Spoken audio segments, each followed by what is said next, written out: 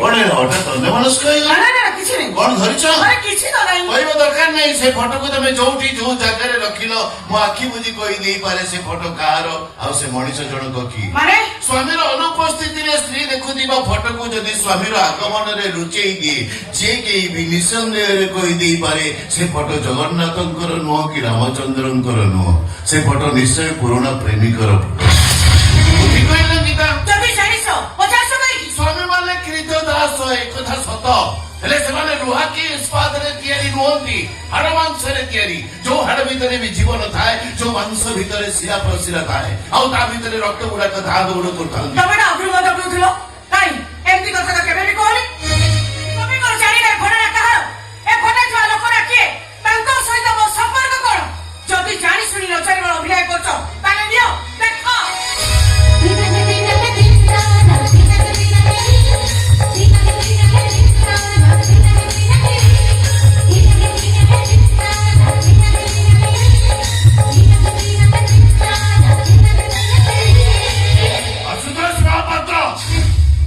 শিল্পপতি দেবীতোষ মিশ্র আজ auto driver কোটিপতি রোডপতি বেইমান স্বার্থপর নৃশংস সুন্দর চেহারা ভিতরে গোটে কদাকার চেহারা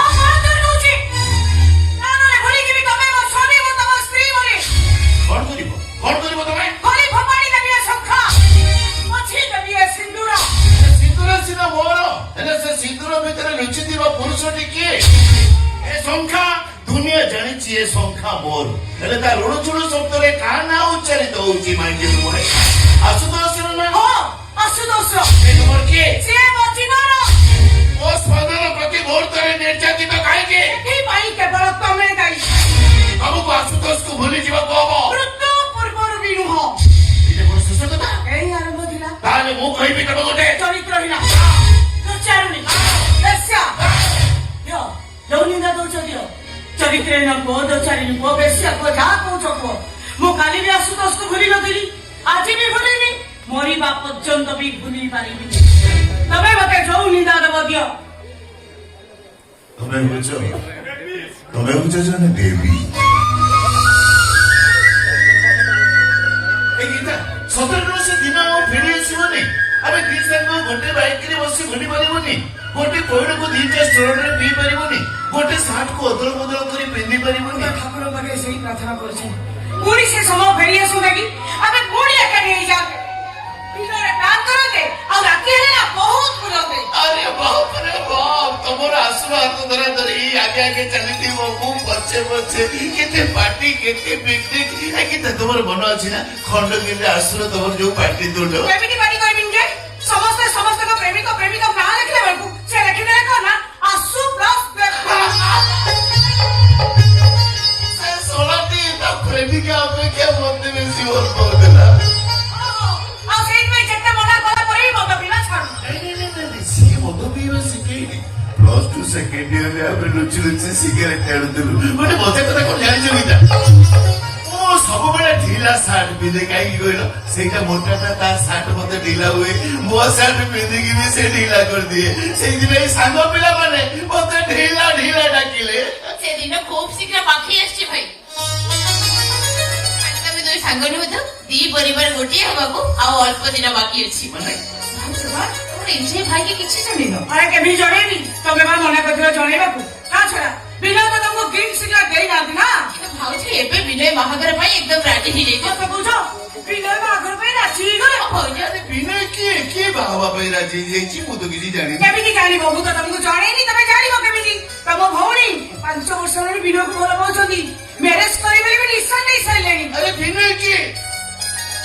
ମତେ ଟିକେ କହୁନ ବିନୟ କିଏ ମନେ ପକେଇଲା ବିନୟ କିଏ ମୋର ମନେ ପଡୁନି କେମିତି ମନେ ପଡିବ ସେମାନଙ୍କର ସିନା ଜାଗା ଥିଲେ ମନେ ପଡିବ ସେମାନଙ୍କର ତ ଜଣେ ଜାଗା ଆଗୁରିକି ବସିଛି ନା ସେ ଆଶୁତୋଷ ଏ ଭାଇ ମୁଁ ତତେ ଗୋଟେ ହିଣ୍ଟ ଦଉଛି ତ ନିଶ୍ଚିତ ଶୀଘ୍ର ମନେ ପଡିଯିବ ତୁ ତାଙ୍କ ଘରକୁ ଗଲେ ଯେ ସାଙ୍ଗେ ସାଙ୍ଗେ ଦୌଡ଼ି ଆସି ତୋ ପକେଟରୁ ଚକୋଲେଟ ଦେଇଛନ୍ତି ଆଉ ତତେ କହନ୍ତି ବେବି ଭାଇ ମତେ ଚକୋଲେଟ ଦେଇଦେ ବୋଲି ବଡ ଭାଇକି ଜମା କହିବନି ତୋର ମନେ ପଡିଲା ନା ଆରେ ମନେ ପଡୁନି କଣ ମନେ ପଡିବ ଯାହା ଘରୁ ଗଲେ ସବୁବେଳେ କହିବି ବେବି ଭାଇ ତମେ ବହୁତ ଭଲ ଲାଗୁଛ ଆମ ଘରେ ରହିଯାଅ କିଏ ଜଣେ ଏମିତି କୁହେ କିଏ କହିଲ କିଏ ଜଣେ କହେ ହେଲେ ତୋର କିଛି ମନେ ପଡି ନାହିଁ ଭାଇ ତ ମେମୋରିର କାମ କର ଆଉ କଣ ଆରେ ସତେ ସବୁବେଳେ ଯିଏ କୁହନ୍ତି ଦେବି ଭାଇ ତମର ଆଉ ମୋ ବଡ ଭାଇଙ୍କ ଯୋଡି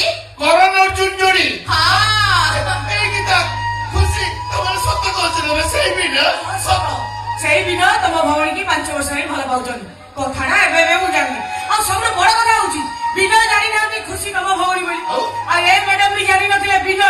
ଆଶୁତୋଷଙ୍କ ଭାଇ ବୋଲି ଏବେ ଏବେ ଜାଣିଲେ ପରା।